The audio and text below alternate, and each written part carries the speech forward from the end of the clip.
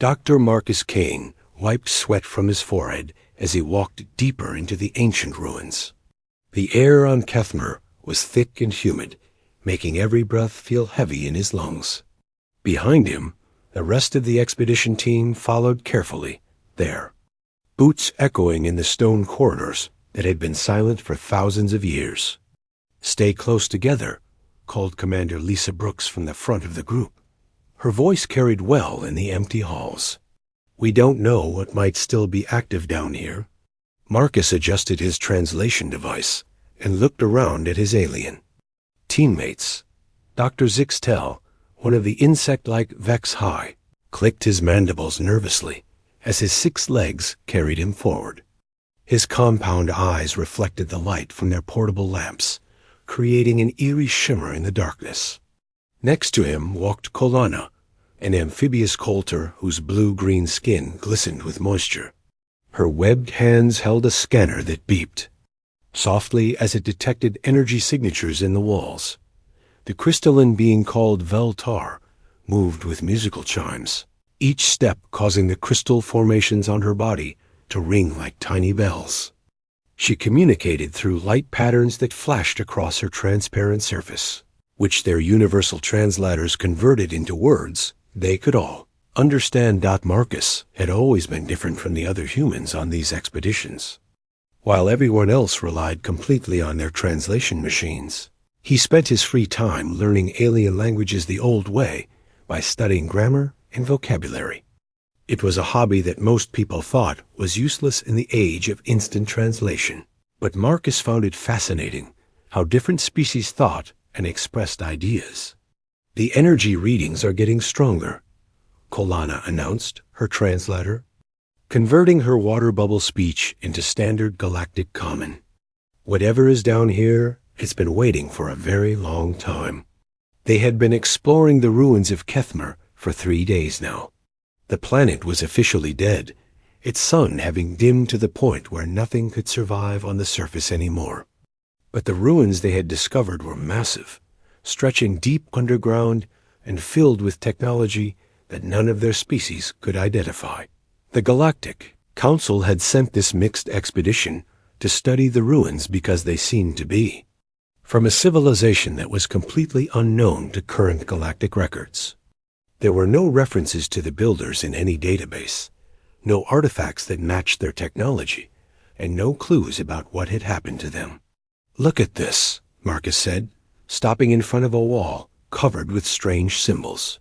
They weren't carved into the stone like normal writing. Instead, they seemed to be part of the wall itself, as if the rock had grown around them. The symbols glowed faintly with a purple light that pulsed like a heartbeat. Commander Brooks brought her team scanner closer to the wall. "The universal translator isn't picking up anything. It doesn't even recognize these as a language." Marcus pulled out his personal notebook, the old-fashioned paper kind that made his colleagues laugh at him. He started sketching the symbols, noting how they seemed to flow into each other in patterns that reminded him of something familiar. "Wait," he said, looking more closely at the arrangements. "These patterns, they're similar to some of the extinct Earth languages I've been studying. Not the symbols themselves, but the way they connect to each other." Dr. Zixtel's antennae twitched with interest. "Extinct Earth languages?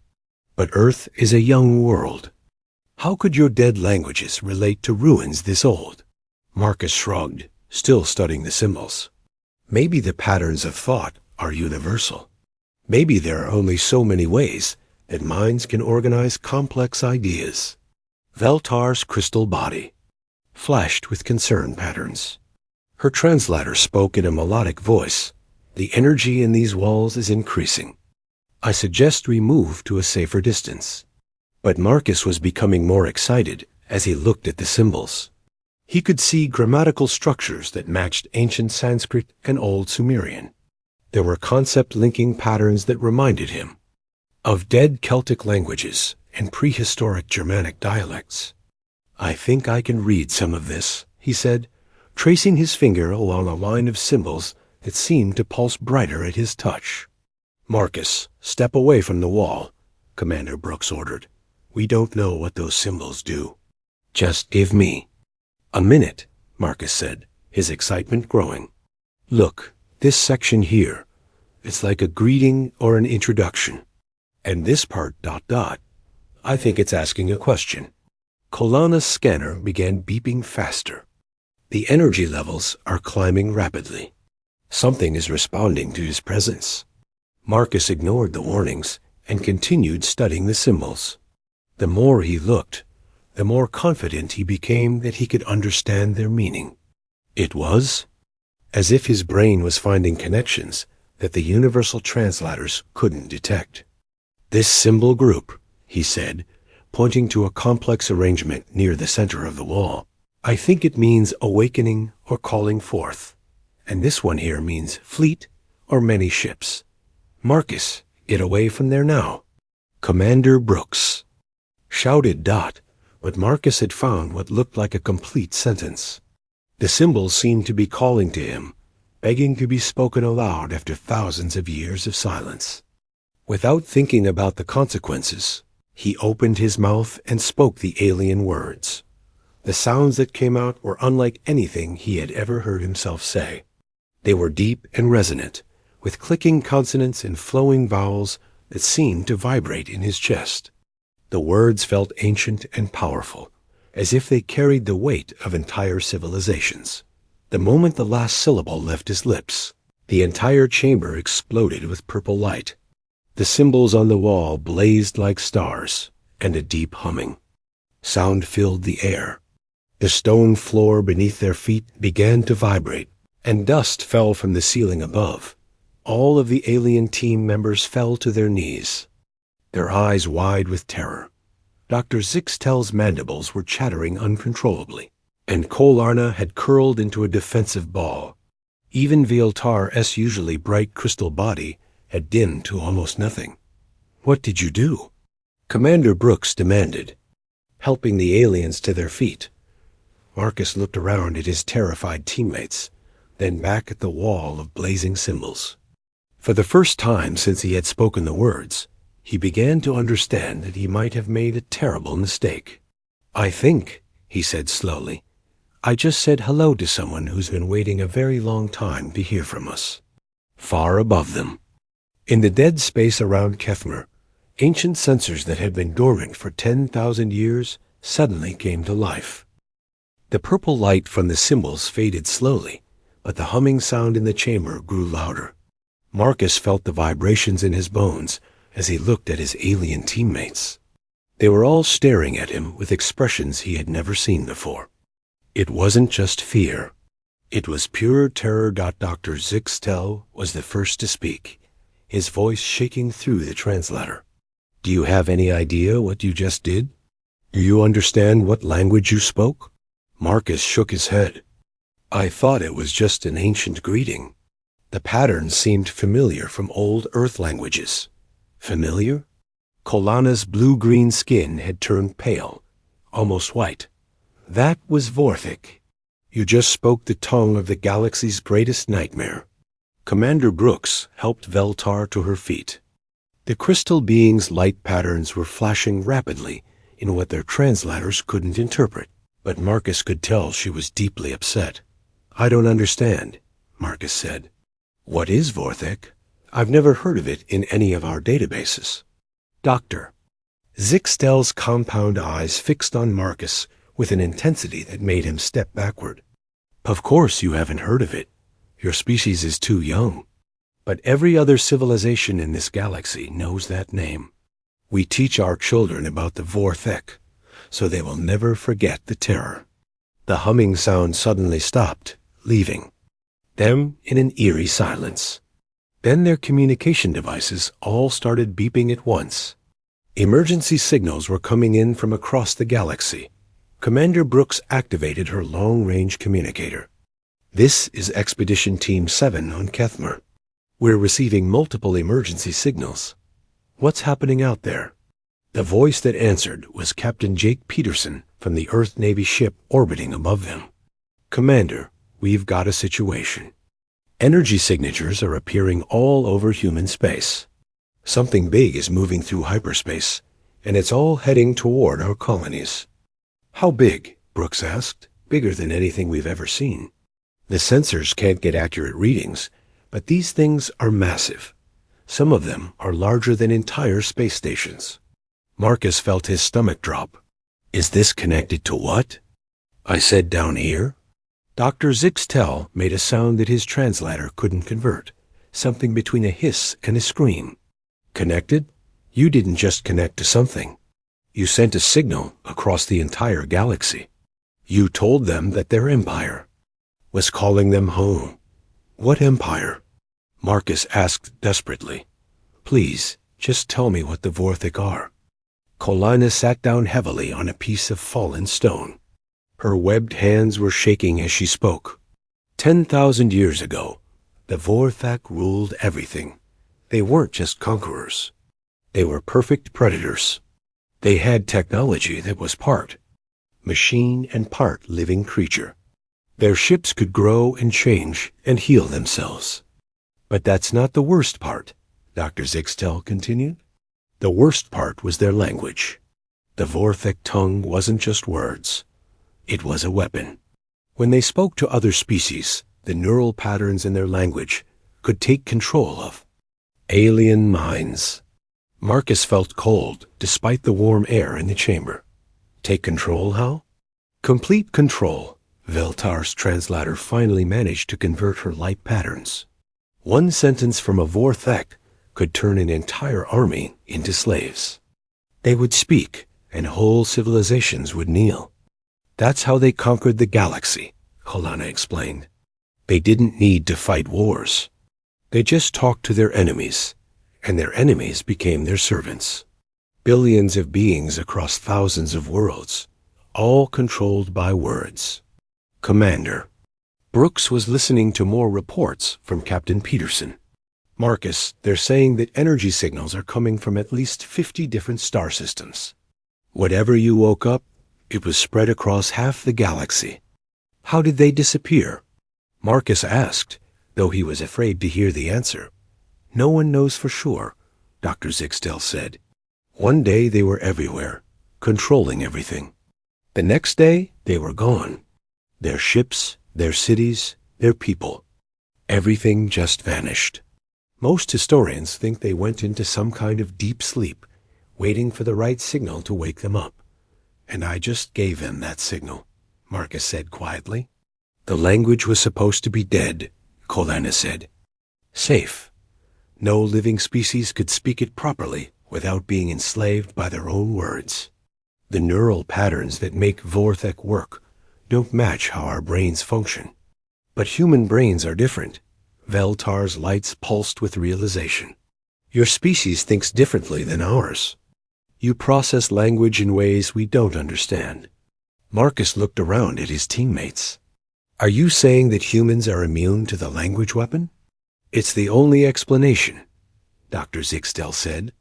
If any of us had tried to speak those words, we would have become slaves to whatever Vorthic intelligence was programmed into them. But you spoke freely and remained yourself. Captain Peterson's voice crackled through the communicator again. Commander, you need to get back to the ship immediately.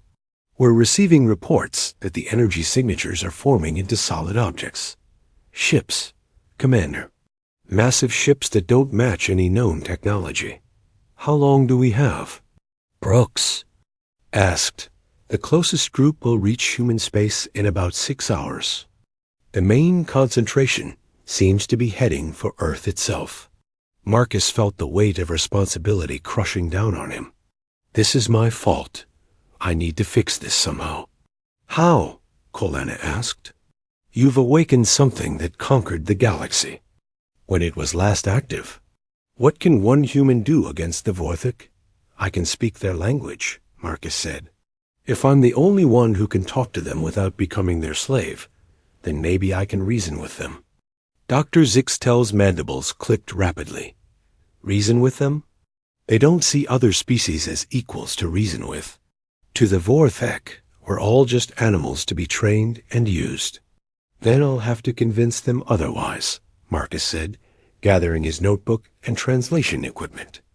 Because if I don't try, billions of people are going to die. As they hurried back toward the surface, none of them noticed that the symbols on the chamber wall were still glowing softly. Deep beneath the ruins, ancient machinery was awakening. After 10,000 years of sleep, the Vorthek had left more than just ships scattered across the galaxy. They had left pieces of themselves, waiting for someone to speak the words that would bring them back to life. And now that someone had finally spoken, they were very eager to reclaim what they considered to be rightfully theirs. Admiral Nina Walsh stood in the command center of Earth Defense Station Alpha, watching the holographic display that showed the outer edge of human space. Red dots were appearing faster than her computers could count them. Each dot represented something massive moving through hyperspace toward human colonies. "How many ships are we tracking now?" she asked her chief of operations.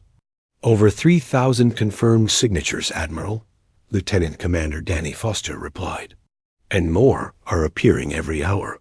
Whatever these things are, they're coming. From all directions. Size estimates? That's the problem, ma'am.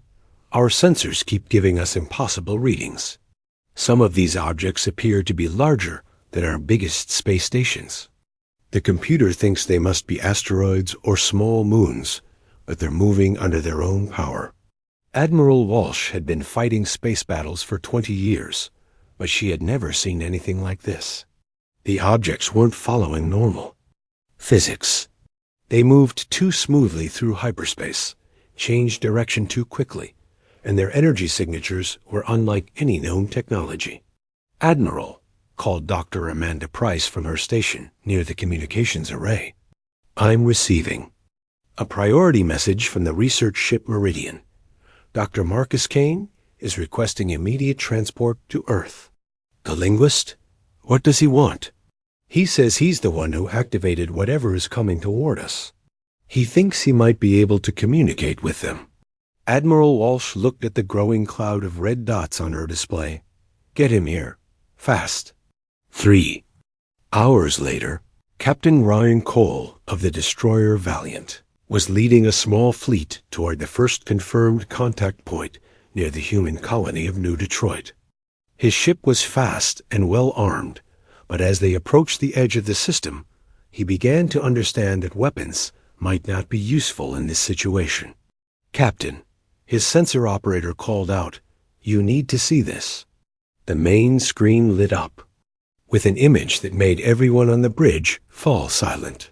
The ship they were approaching wasn't made of metal or plastic like human vessels. It looked like it was alive. The hull curved and flowed like skin, with what appeared to be veins running along its surface. Parts of it pulsed with the same purple light they had seen in the ruins on Kefmer. "How big is that thing?" Captain Cole asked quietly. 15 kilometers long, sir, and it's growing." "Growing?" "Yes, sir. It's been getting larger since we started." Watching it, the hull appears to be adding new sections to itself. Captain Cole had never seen anything like it in his life. The ship looked like a massive sea creature that had learned to swim through space instead of water.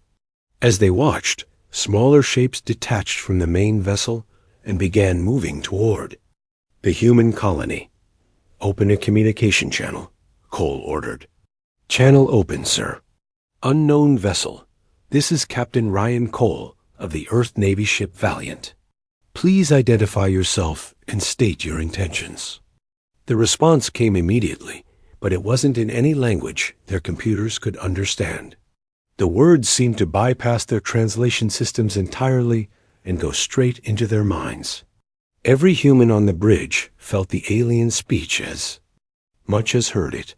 The voice was deep and commanding, with the same flowing patterns that Marcus had discovered in the ruins. But instead of making the humans fall to their knees like other species, the words just sounded like beautiful but meaningless music. "Did anyone understand that?" Captain Cole asked.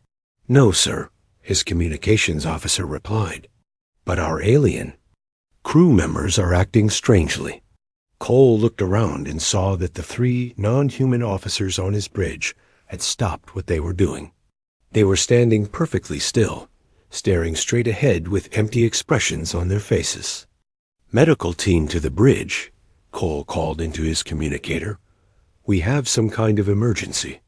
Dr. Kevin Hayes arrived within minutes and immediately began scanning the alien crew members.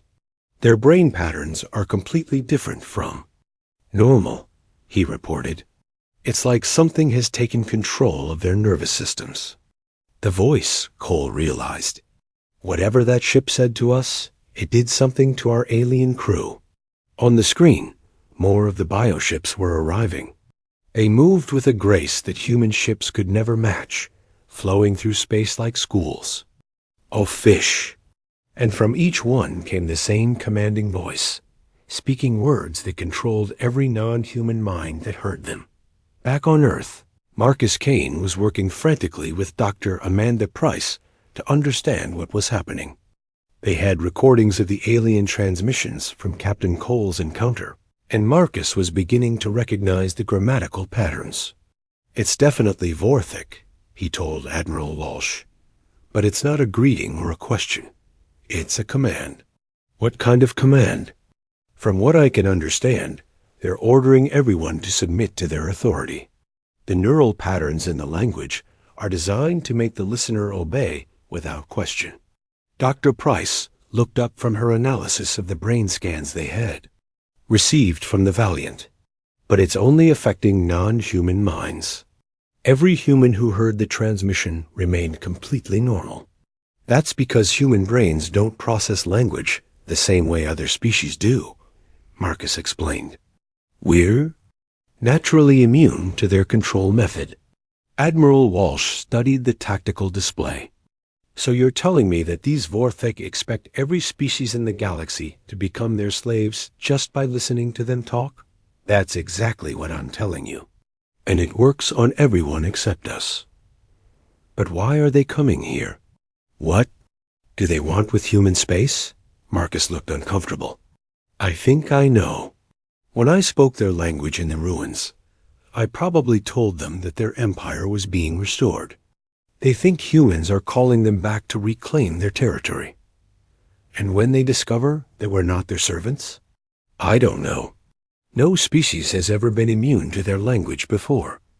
They might not understand what humans are." "Admiral." Walsh made a decision.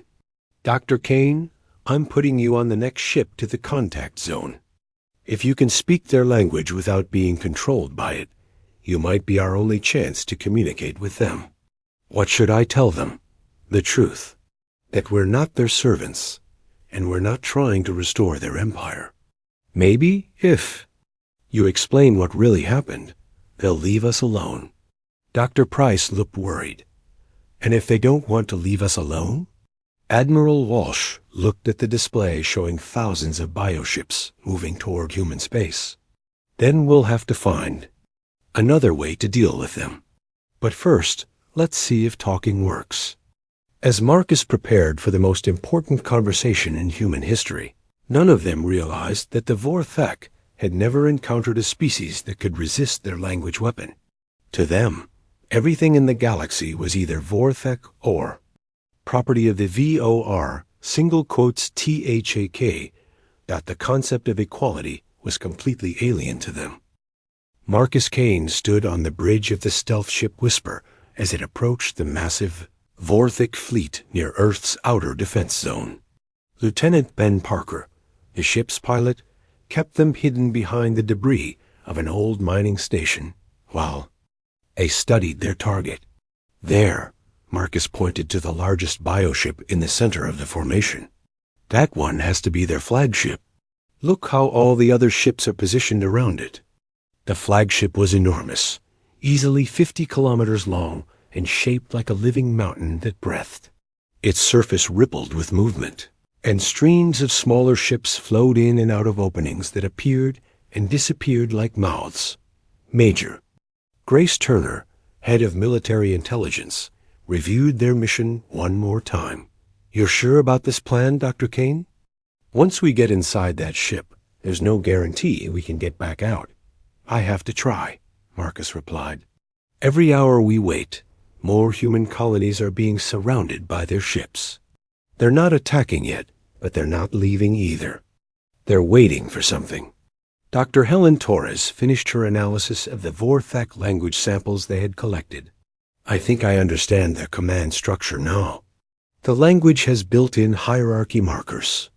Certain words can only be spoken by those with authority, and other words can only be used to address superiors. What does that mean for Marcus? Major Turner asked. It means that if he can convince their language, that he has the right to give commands, he might be able to override their lower-level officers.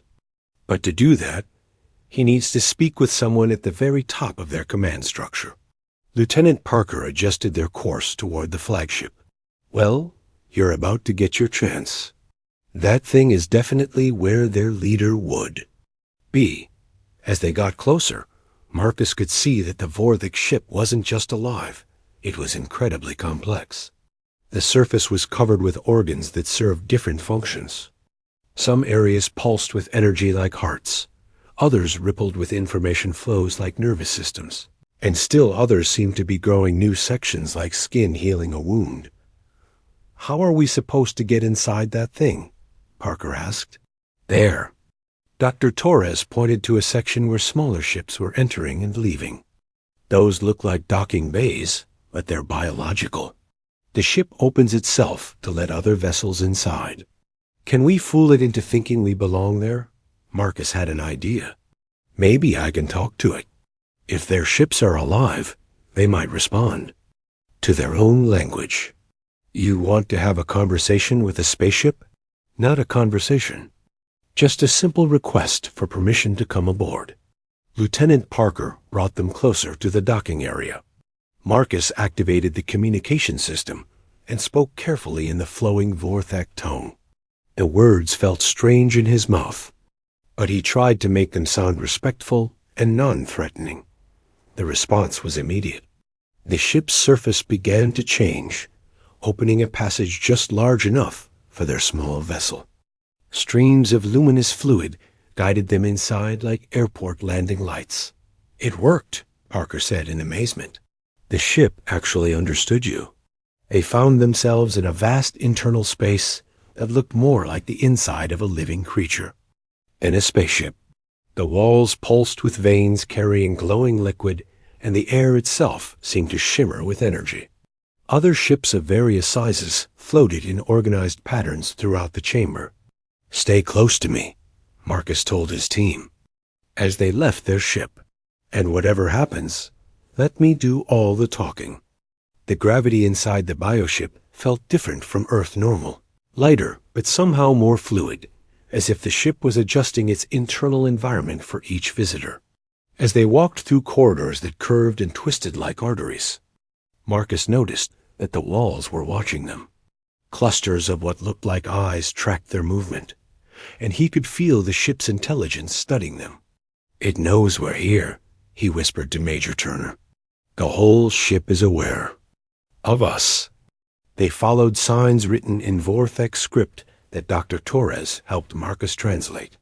The symbols led them deeper into the ship, toward what appeared to be the command center. Along the way, they passed other beings that Marcus realized must be Vorthak. The Vorthak were tall and elegant, with skin that shifted between different shades of purple and blue. Their bodies looked human-like, but perfect, as if someone had taken the human form and improved every detail. They moved with a grace that seemed almost liquid, and their eyes held an intelligence that was both beautiful and terrifying. They're magnificent, Dr. Torres whispered. And they're all staring at us, Major Turner observed. The Vorthak they passed seemed genuinely confused by the humans. They spoke to each other in their flowing language, and Marcus caught fragments of their conversation. They were discussing how strange it was to see beings who could walk freely instead of following commands. Finally, they reached the heart of the ship. The command center was a vast sphere filled with floating platforms connected by streams of energy. At the center, on the largest platform, sat a being who could only be the Vorthek Emperor. Kethmer, Thakvul, was ancient beyond human understanding. His skin was like living metal that flowed and changed with his thoughts. His eyes held the depth of someone who had seen civilizations rise and fall across 50,000 years. When he looked at Marcus, it felt like being examined by a force of nature. The Emperor spoke, and his voice filled the entire chamber with sound that seemed to come from everywhere at once. The words were in Vorthek, but Marcus could understand their meaning perfectly. "Strange creatures," the Emperor said. "You walk in my presence without kneeling. You hear my words without obeying. What manner of beings are you?" Marcus stepped forward, his heart pounding. This was the moment that would determine the fate of both species. He opened his mouth and replied in careful Vorthek, choosing his words with the respect due to someone of the Emperor's age and power. "Are humans, great Emperor. We came here to understand why your fleets have surrounded our worlds." The Emperor's expression changed to one of fascination. "You speak the sacred tongue, yet you remain yourself. Impossible. All lesser beings submit when they hear the voice of Vorthek authority. We are not lesser beings, Emperor. We are different." "Different?" The Emperor rose from his throne, and Marcus could feel the power radiating from him. "Nothing in this galaxy is different from Vorthek. There are only two kinds of life, those who rule and those who serve. Which are you, human?" Marcus looked up at the towering Vorthek Emperor and took a deep breath. The question hung in the air between them like a blade. Around the command chamber, other Vorthak had stopped their work to listen. This moment would decide everything. "We are neither rulers nor servants, Emperor," Marcus said carefully in the flowing Vorthek language. "We are partners." The Emperor's metal-like skin rippled with what Marcus hoped was amusement rather than anger. "Partners? This word does not exist in proper Vorthek understanding. Explain this concept." Before Marcus could answer, alarms began, sounding throughout the bioship. The walls pulsed with urgent red light, and streams of information flowed across the organic displays. A Vorthek officer approached the Emperor and spoke rapidly in their ancient tongue. Marcus caught enough words to understand the message. Human fleets were engaging Vorthek ships throughout the galaxy. The fighting had begun. "Your people attack us while you stand in my presence speaking of partnership," the Emperor said, his voice dangerous. "Is this human treachery?" "No," Marcus replied quickly. "My people don't understand what's happening. They see your ships surrounding our colonies, and they think you're preparing to attack. They're defending themselves." The Emperor gestured, and a massive display appeared in the center of the chamber.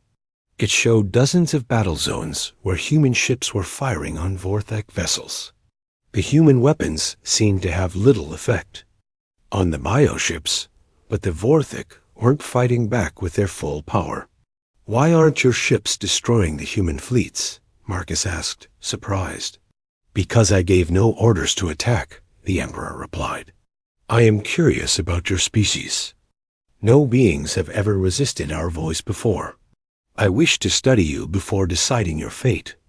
On the display, Marcus could see Colonel Amy Price leading Earth's defense fleets in a desperate battle near Mars.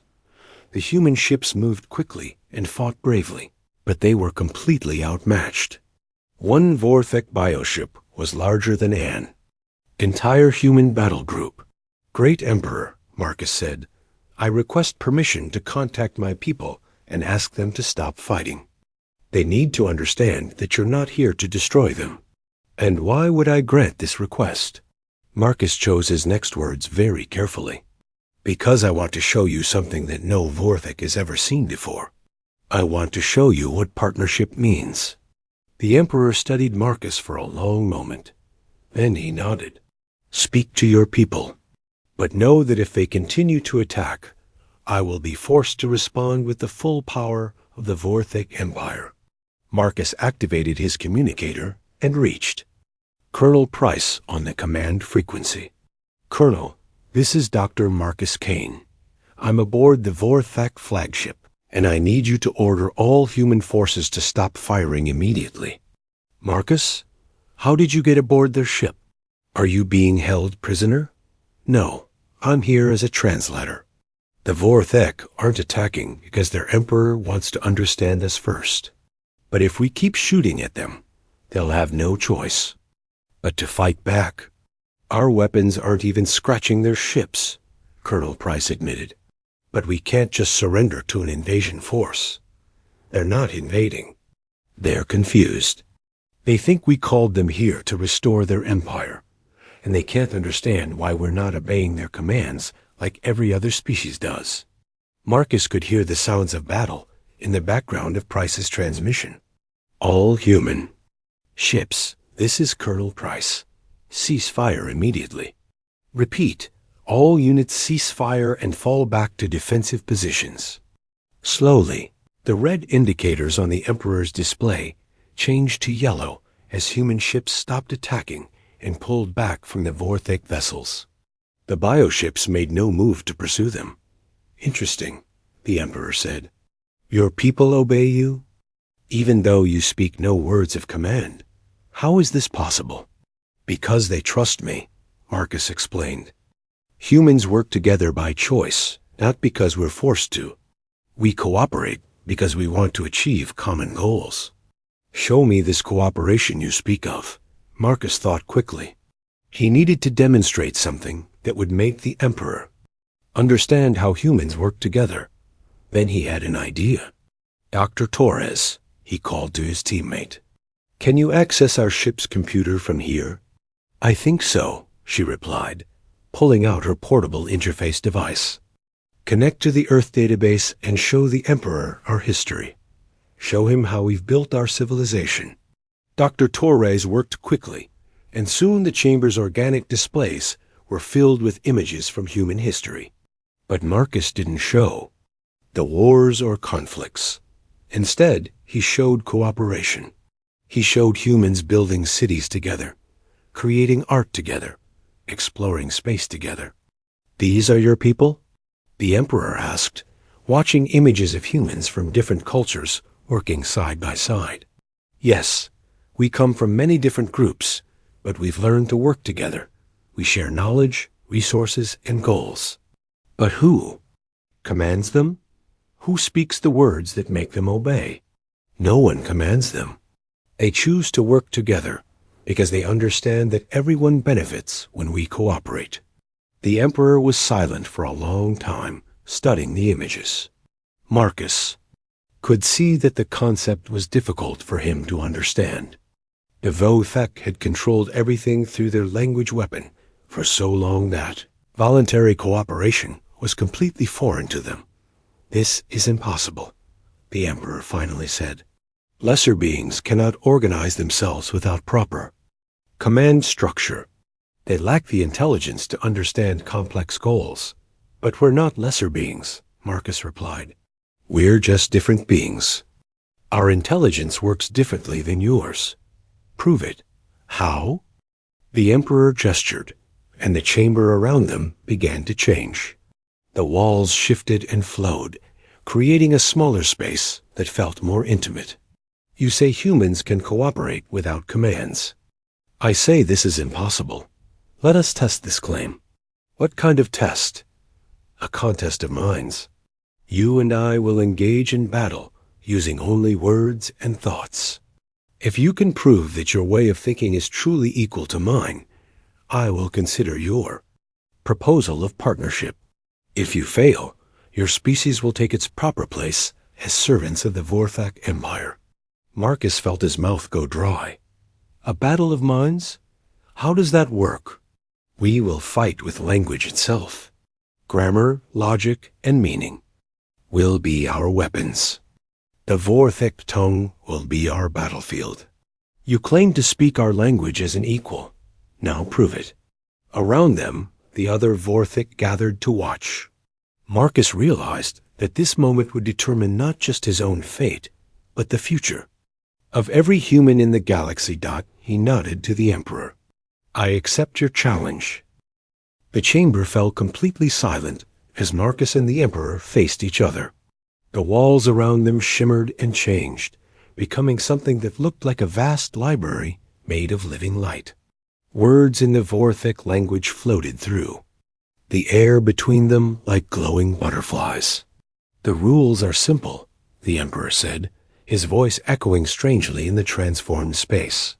"We will speak, and the language itself will judge who understands it better.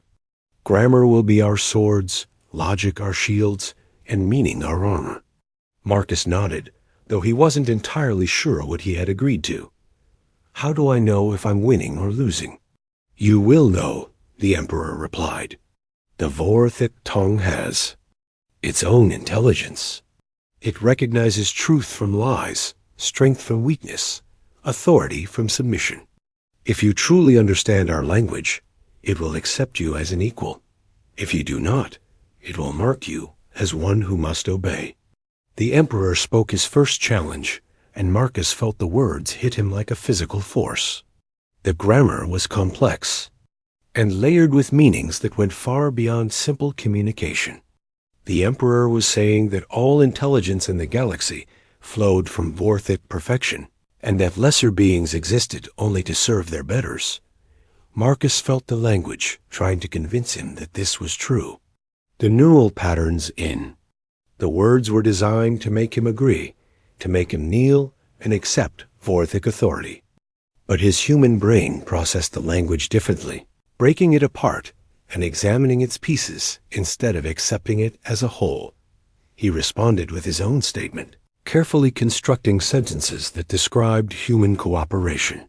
He spoke about how intelligence could take many forms, and how different kinds of minds could work together to achieve things that no single intelligence could accomplish alone. The floating words around them began to react. Some grew brighter when Marcus spoke, while others dimmed. The language itself was responding to their debate, weighing their arguments against its own ancient understanding. The Emperor's second attack was more sophisticated. He used grammatical structures that Marcus had never seen before, weaving concepts together in ways that made human cooperation sound chaotic and inefficient. His words painted pictures of the ordered perfection of Vorthic society, where every being knew their place and performed their function without confusion or conflict. Marcus countered by introducing concepts from human languages that the Vorthic tongue had never encountered before. He spoke about democracy, where many voices combined to make decisions. He described science, where knowledge grew through sharing and testing ideas. He explained art, where creativity flourished when different perspectives came together. As he spoke, something strange began to happen. The Vorthic words floating around them started to change. New symbols appeared, hybrids of Vorthic grammar and human concepts. The ancient language was learning from Marcus, growing beyond its original limitations. The Emperor noticed the changes too, and for the first time, Marcus saw uncertainty in his eyes. "This is not possible," he said. "The sacred tongue does not change. It is perfect as it was created." "Nothing is perfect forever," Marcus replied. "Languages grow when they encounter new ideas. Your language has been asleep for 10,000 years. Maybe it's ready to learn something new."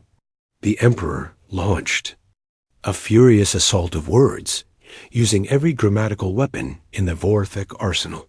He spoke of conquest and control, of the natural order that placed Vorthic at the top of all creation, of the chaos that would result if lesser beings were allowed to think they were equals.